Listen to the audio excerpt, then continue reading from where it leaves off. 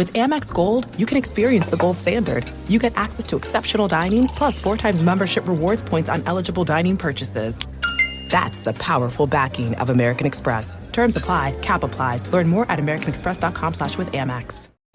This is what you do when you've just found that statement handbag on eBay and you want to build an entire wardrobe around it. You start selling to keep buying. Yep, on eBay.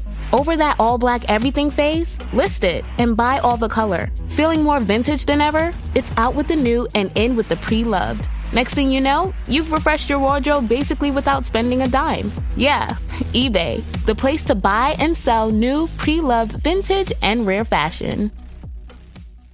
Want to make a podcast? Spotify's got a platform that lets you make one super easily, distribute it everywhere, and even earn money, all in one place for free. It's called Spotify for Podcasters, and here's how it works. Spotify for Podcasters lets you record and edit your podcasts right from your phone or your computer. So no matter what your setup is like, you can start creating today. Then you can distribute your podcast to Spotify and everywhere else podcasts are heard. Video podcasts are also available on Spotify, and when you want to take conversations with your fans to the next level, Q&As and polls are the best way to get them talking. With Spotify for Podcasters, you can earn money in a variety of ways, including ads and podcast subscriptions. Ever since I discovered Spotify for Podcasters, I feel so supported in the creation and distribution of my show. Spotify for Podcasters hosts masterclasses, office hours, and more to help creators develop and fine-tune their skills. I highly recommend you give it a try. Download the Spotify for Podcasters app or go to spotify.com/podcasters to get started. In a perfect world, we would always do the things that we say that we're going to do. And in a perfect world, we would always be the best versions of ourselves. But oftentimes it's the accountability piece that's missing, and that's holding us back from following through with our action plan and with our goals. The way that you build your daily routine will become a direct reflection of your progress. You are what you practice, and I just firmly believe that. And there's a way to balance it all with the things that you're already doing, and that just comes with simple daily habit integrations. Hey guys, what's up? Welcome to or back to the show. Thank you so much for clicking on this episode. My name is Lily. I'm your host. And I hope that you guys are having a great day so far, or a great week, depending on when you guys are listening to this. I would love to know you guys can send me a DM or drop a comment on Instagram or something, but I would love to know when you listen to the podcast. Do you listen on release day? Do you listen on Fridays? Are you a weekend podcast person? When is your favorite time to listen to podcasts? My personal favorite time would probably be when I'm cleaning the house, which doesn't happen A, as much as it should, and B, at a specific time. I mean, I'm a clean person. I feel like my standard of cleanliness is pretty high. Like if you look around, like I'll have people over and it'll be like, oh, I'm so sorry for the mess. And they're like, what mess? And I'm like, no, but like, it's kind of messy. Like, and they're like, no, like it's actually pretty nice in here, which is a great compliment. But I like the place like neat and tidy. And so anyway, I like to put on podcasts while I'm cleaning the house or doing laundry. Laundry is my big thing. Not doing my laundry is like my guilty pleasure. I still have a duffel bag and an entire laundry basket full of clothes that I took. I was out of town last week and this is funny. This is how I packed. You ready? I packed a duffel bag with random stuff that I needed. And I had a basket of clean laundry. It was clean, don't worry. And it was folded and it was on my floor in my room. I mean, everything was in the basket, clean on the floor. The basket was on the floor. And I looked at the basket and I was like, these are probably like the most recent items that are in rotation. I'm sure that there's some good stuff in this basket. I'm just going to bring this laundry basket with me. And it turned out to be pretty good. I had some things that I didn't need. I had some things that I, wished I would have brought. But for the most part, the laundry basket full of clean laundry that I never put away got me through the week. So anyway, not doing my laundry is kind of a thing for me. But other than that, I like to keep it clean. I don't even know how we got on this topic of conversation. Oh, when we listen to podcasts. So maybe I'll add that to my to-do list later today. Turn on a good podcast and actually do my laundry. Anyway, let me know when you guys listen to podcasts and let me know what chore is the one that you let yourself get away with not doing, because mine is putting away the laundry. I'm great at doing the laundry. I'm just not great at following through with the entire chore. Today's episode is the 4th episode of our September mini-series on change. And throughout the past couple weeks, we've talked all about change and transitions and how to adapt your goals and adapt your routines and your habits and all that stuff accordingly to fall in line with how your life is changing. So today's episode is all about your action plan and holding yourself accountable to doing the things that you want to do based on how your life is changed. So if you haven't listened to the first 3 episodes in the series, you definitely should. I will have them all linked in the show notes. The first episode in the mini series, it's called Why Change is Hard and What to Do About It. The second episode is called How to Embrace New Beginnings. Last week's episode was titled Finish the Year Strong, How to Adapt Your Goals to Achieve Everything in Q4. And today's episode is all about accountability and creating your action plan around your Q4 goals. Because for some reason, September is almost over, which is insane. So we're heading into October, November, December. Things get very hectic within the next couple of weeks and months. And I think we oftentimes have a lot of really high expectations of ourselves when it comes to the end of the year, because we look back on all the things that we didn't get done throughout the year and we're like, okay, now it's time to grind. Now it's time to check these boxes, when in reality, it's probably like the worst time that you could possibly try to grind really hard and check all these boxes, just because of the high demand of activities and attention that you need to give to things happening in your life during October, November, December. It's jam-packed with events and holidays. The last 3 months of the year, I think personally, just from my point of view and from what I've gathered over my 23 years of life, is that October, November, December should be most dedicated to the relationships in your life. And this is the time where people come together more, everything just feels more homey. I think that oftentimes we don't prioritize our relationships enough because we're too focused on things that need to get done, whether it's a work goal or a personal goal. I only have 90 days left to grind this out. And while that stuff is, yes, important, I think your relationships should be top priority. So don't skip out on, your little cousin's holiday concert at school because you have to stay late at work. Like, you're going to look back and be like, oh, I really wish that I spent time with family. So I don't know, who needs that reminder today, but nothing will ever be more important than the people in your life. So the project can wait. The thing at work can wait. The extra hours that you need to put into a certain goal, yes, might be worth it, but your relationships are always more important. So take that if you need it, leave it if you don't. But I just felt like that little thing needed to be shared.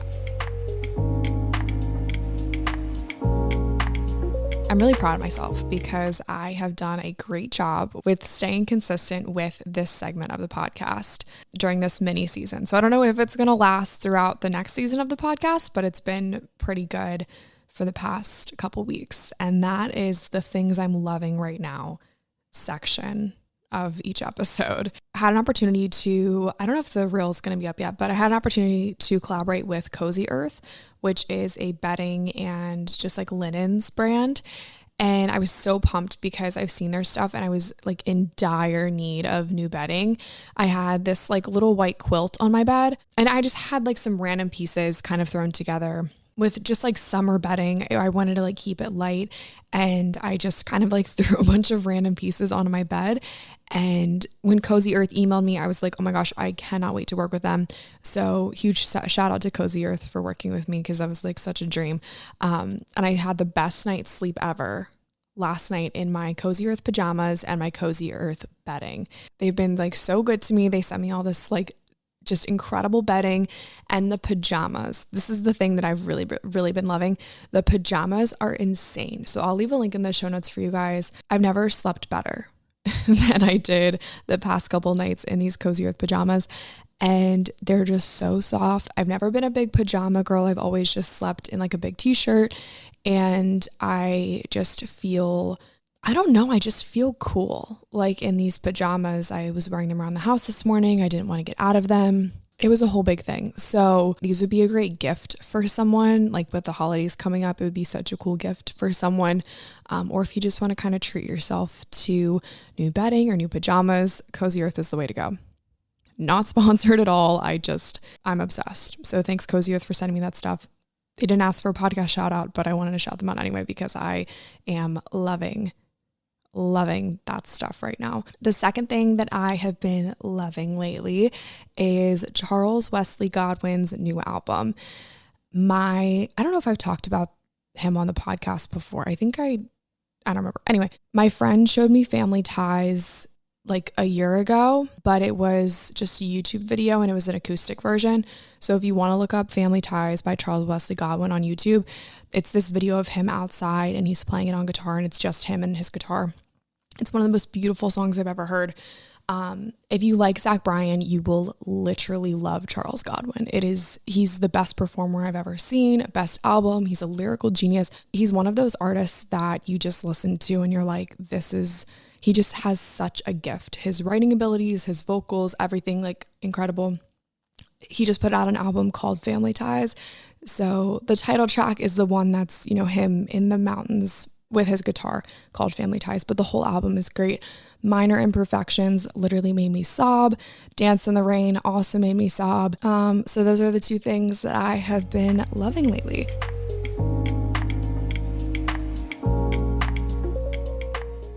So let's dive in and talk all about accountability and your action plan. So the two go hand in hand. And I first wanted to start off by talking a little bit about why people struggle so much with accountability. In a perfect world, we would always do the things that we say that we're going to do. And in a perfect world, we would always be the best versions of ourselves. But oftentimes it's the accountability piece that's missing and that's holding us back from following through with our action plan and with our goals. So why do people struggle so much to hold themselves accountable? I think it has a lot to do with the fact that we don't fully trust ourselves. Second thing being, we're not enthusiastic to do the things that we say that we're going to do.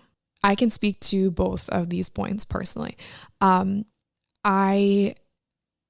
I've really had an interesting journey when it comes to trusting myself, and this isn't something that came naturally. This is something that I've really, really had to work at. And I heard something one day that really kind of shifted the perspective, and it was that if you tell your friend that you're going to be there for them, maybe you're going to help them with a project, or you're going to help them move, or you're going to help them, you're going to pick them up from the airport or something like that, you're going to do exactly what you said you were going to do because you don't want to bail on your friend. More often than not, we bail on ourselves. So if we tell ourselves that we are going to work on this project, or that we are going to sign up for this thing, or that we are going to get out of bed when our alarm goes off and hit the gym, and we don't do those things, we're breaking that trust that we have with ourselves. And when you don't do the things that you tell yourself that you're going to do, you're not going to trust yourself. So it's not even possible to get past that hurdle of starting when you don't trust yourself to even begin. I see this happen a lot in the podcast space. So many people say that they want to start a podcast, and I get so many DMs from people saying that they want to start a podcast. Can you tell me what equipment to buy, how to edit my episodes, where to post it, all this stuff. And I have an episode on this. So it's kind of easy to find. B, I learned how to do this myself. There's nothing that you can't figure out through Google and through trial and error. And the best way to learn how to do something is just by doing it and just starting. And so in the podcast space, when people DM me and they're like, oh, I really, really want to start a podcast, my first question is, okay, well then why haven't you? Because you don't even know what you don't know until you start. And I guess I'll just kind of hint at, or I guess I can talk about it now because the ball's rolling on this. I started a company. This is such a tangent, but we'll just go into it. I started a company that's a branch of, or I guess will be the parent company of 80/20, called 80/20 Media. And I've got some big, dreams and hopes and goals for that one day. There's a lot of new stuff brewing. I feel like I've just been an idea generator for the past month, but 80/20 Media is something that I've been thinking about for a long time. So anyway, started 80/20 Media, and I've coached a couple people on how to start their podcasts in the past probably 6 months or so. And I really started to ramp that up. So there are a couple podcasts that I coach and mentor, and I guess consult is the right word, that I consult with. And it's been so fun and such a passion of mine to help people craft their dreams into a reality when it comes to media and just kind of the talking space. So that's been really, really cool. So I will say, if you want expert advice and if you want to learn from people who've been doing it for a long time, there is an opportunity for that, but it also comes with investing in yourself and investing in your project. And that's true with any goal. I think that if you don't have a little bit of skin in the game, something that I've been saying a lot lately, and it's a lyric from a song, if you're going to play in Texas, you got to have a fiddle in the band. If you're going to start something, you have to have a little bit of skin in the game. You got to have a fiddle in the band. Like, if you're going to play in Texas, you got to have a fiddle in the band. And so I think when it comes to accountability, what's really missing for people, besides just not trusting themselves, is that there's really nothing there to hold us accountable. We're not invested. There's no skin in the game. There's no fiddle in the band.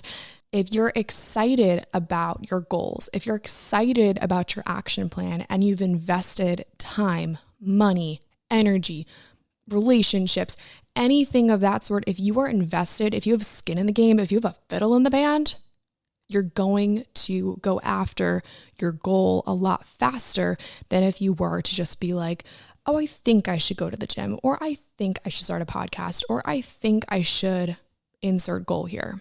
So last week we talked about your Q4 goals, and we talked about what it's going to take to get you from where you are now to where you want to be. And in that episode, if you guys haven't listened, I really, really encourage you to go back and listen. It kind of turned into more of like a guided journaling session than anything. And I asked you to make a list and come up with like max 3 goals that you want to accomplish by the end of the year. These goals were created by reflecting on your 2023 goals as a whole, and then based on what changed in your life, adapting those goals accordingly. And in that episode, we kind of started to touch on the action steps that it will take to get you to completing these goals, but I want to dive a lot deeper. So I don't know if you took notes during that episode, or if you just have ideas in your head, or if you want to pause this episode now and go back and listen, but I encourage you to pull out whatever you kind of created from listening to that episode and use that now to create your action plan. So your action plan is essentially, I feel like this is the most like basic goal setting tutorial, like goal setting 101. Your action plan is what it's actually going to take to get you to completing the goal. And it breaks down your goal into daily habits, tangible things that you can do to get yourself closer to checking that off of your list. There's a couple important things that we need to think about when creating your action plan. First and foremost, you need the what and you need the when. A goal that I mentioned last week is deepening my yoga practice and my spiritual practices. And it's really interesting. I would love to have conversations like this on the podcast more, but yoga and Christianity have a very interesting relationship. This is something that I've wrestled with so much. It's like, can the two coexist? And this is something that Lexi and I have been talking about just in conversations. Lexi's my little sister. We live together, the whole spiel, blah, blah, blah. You guys know Lex. And we've been talking about, can yoga and Christianity coexist? And this is something that I've wrestled with for a long time because I love yoga, but I also am very, very spiritual. And I've come to the conclusion that yes, the two can coexist. And that's totally a conversation for a different time. But because I want to deepen both of those practices and they're very intertwined in my life, there's some action steps that I have written down that will help me get closer to this goal. That was a little bit of a tangent. Going back to the what and the when, your goals, obviously, like, I don't know if you guys want to write this down. Your goal is going to be like at the top. Then your what is going to be the habits, the daily steps that it's going to take to learn more about the goal. Maybe you have to research it a little bit. Maybe it is starting a podcast. What's it going to take to start a podcast? What equipment do you need? What editing software do you need? Do you want to outsource an editor? Do you want to edit it all yourself? What publishing platform do you want to use? Spotify for podcasters is great. Hit in. If you really want to dive into this goal, you have to figure out what it's about, and then you have to figure out what it's going to take for you to get there. So maybe there's two whats. What is it about, and what's it going to take for you to get there? And then the when is really, really important. When do you have time to work on this goal? When are you going to accomplish this goal by? Is there a deadline? Do you need to set deadlines for yourself? We'll talk about deadlines and accountability in just a second, but figuring out the what and the when are really, really important. Once you've broken it down into a couple habits or action steps or things that you can do on a daily basis that just makes sense to help you get closer to this goal, it's important to integrate these habits into the routine that you already have. So there is a habit creation practice, or I guess, is it called a habit loop? I don't know, but it's how to integrate a new habit into your routine. And it goes a little something like this: cue, craving, response, reward. So you have to make it obvious, you have to make it attractive, you have to make it easy, and you have to make it satisfying. So cue, craving, response, reward. Another way to look at it is after I blank, I will blank. So in my own life, after I make coffee, which is something that I already do, I will read my devotion. After I read my devotion, I will write in my journal. After I write in my journal, I will go to yoga class. So it's kind of this template, this formula that you can use to integrate new habits into your routine based on the things that you already do. So if you're already drinking coffee in the morning, you can... This is what you do when you've just found that statement handbag on eBay and you want to build an entire wardrobe around it. You start selling to keep buying. Yep, on eBay. Over that all black everything phase? List it and buy all the color. Feeling more vintage than ever? It's out with the new and in with the pre-loved. Next thing you know, you've refreshed your wardrobe basically without spending a dime. Yeah, eBay, the place to buy and sell new, pre-loved, vintage, and rare fashion. Earning your degree online doesn't mean you have to go about it alone. At Capella University, we're here to support you when you're ready. From enrollment counselors who get to know you and your goals, to academic coaches who can help you form a plan to stay on track. We care about your success and are dedicated to helping you pursue your goals. Going back to school is a big step, but having support at every step of your academic journey can make a big difference. Imagine your future differently at capella.edu. Maybe put a little sticky note on the coffee maker that says, hey, remember to insert new habit here. And then that becomes your cue to do this new habit. Really what it comes down to is this: the way that you build your daily routine will become a direct reflection of your progress, which will then become a direct reflection of your goals and if you achieve them. I firmly believe that your daily habits are what you become, and it's almost like a you are what you eat kind of thing, or you are what you consume. If you're always scrolling your phone and consuming like negative media, and if you're listening to sad music or bad music, like you're going to be sad, you're going to be bad, you're going to be negative because that's all that you're consuming. Same thing goes with your habits. If you are sitting on the couch, not interested in working towards X, Y, and Z, if you're just complacent in your day-to-day life, you're not going to get closer to your goals. So you are what you practice. And I just firmly believe that. And there's a way to balance it all with the things that you're already doing. And that just comes with simple daily habit integrations.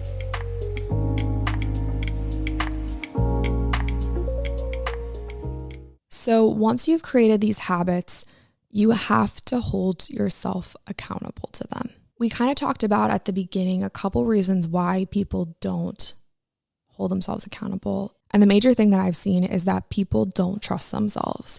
So I don't have necessarily a tip or a trick or a really good piece of advice for this other than the fact that you have to do the deep work. And I have no freaking clue what that is going to look like for you. But what's it going to take for you to trust yourself? What is it going to take for you to trust yourself? I can't answer that.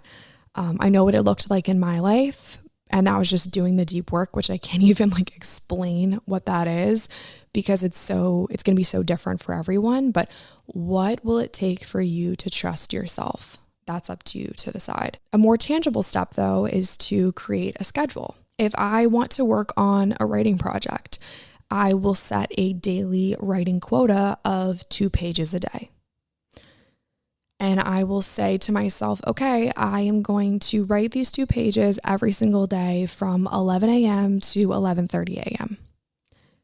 And I'll just add that into my schedule. If you guys use Google Calendar, that's a great opportunity to put it into your Google Calendar, make it a repeating event. Every Tuesday or every single day, you're going to do this. And it just becomes a part of your schedule.